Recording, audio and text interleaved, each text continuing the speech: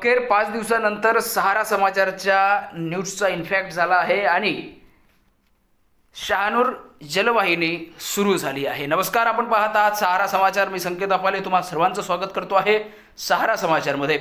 अखेर 5 दिवसानंतर शहानूर जलवाहिनी सुरू.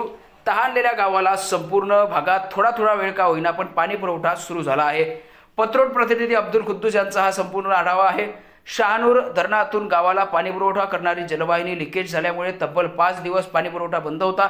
त्यामुळे संपूर्ण गावात पाण्यासाठी भटकंती जी आहे ते पाहायला मिळाली होती. जलवाहिनी मोठ्या प्रमाणात लिकेज असल्याने खोदकाम करण्याकरिता जेसीबीचा सहारा घ्यावा लागला. जलस्वराज्य योजनेमार्फत संपूर्ण गावात शहानूर धरणातून पाणीपुरवठा केला जातो.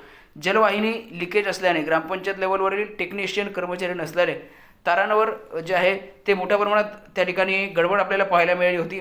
त्यामुळे ग्रामसेवक यांनी सर्व प्रकारची प्रयत्न करून अखेर जलवाहिनी सुरू केली आहे. त्यामुळे संपूर्ण गावात पाणीपुरवठा सुरू करण्यात आला आहे. सहारा समाचारचा हा इम्पॅक्ट मानला जातो आहे आणि सहारा समाचारच्या माध्यमातून ज्यावेळी आपण कुठली तक्रार प्रशासनापर्यंत पोहोचवतो त्यावेळी सहारा समाचार म्हटलं की इम्पॅक्ट हा होतोच.